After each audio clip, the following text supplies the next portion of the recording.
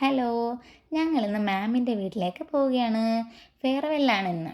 നല്ല വെയിലുള്ളത് കൊണ്ട് അമീറ വണ്ടിയിൽ ബസ് സ്റ്റോപ്പ് വരെ കൊണ്ടാക്കി.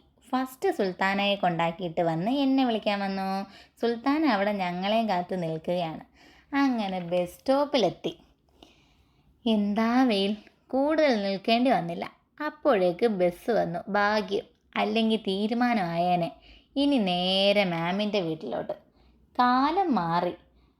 നമുക്കിനി ടി വി ഒക്കെ കണ്ടുകൊണ്ട് പോവാം. എന്താ അല്ലേ, ബസ്സിലും ടി വി ആയി. ഞങ്ങളുടെ കൂടെ വിസ്മയും കൂടി ഉണ്ട് കേട്ടോ. അവൾ ബസ് സ്റ്റോപ്പിൽ നിൽക്കാനാണ് പറഞ്ഞത്. അങ്ങനെ അവളെയും കണ്ട് പിന്നീട് ഞങ്ങൾ ഒന്നിച്ചായി പോക്ക്.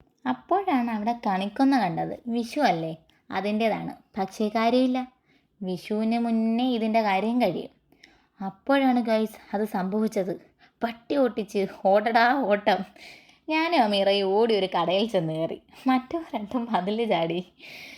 ഞങ്ങൾ കയ്യിൽ കിട്ടിയ ഒരു കമ്പൊക്കെ ആയിട്ട് പോവുകയാണ്. പക്ഷേ എന്ത് കാര്യം, കണ്ടില്ല അതിൻ്റെ നോട്ടം. നീയൊക്കെ ഇങ്ങ് വന്നേക്കാൻ.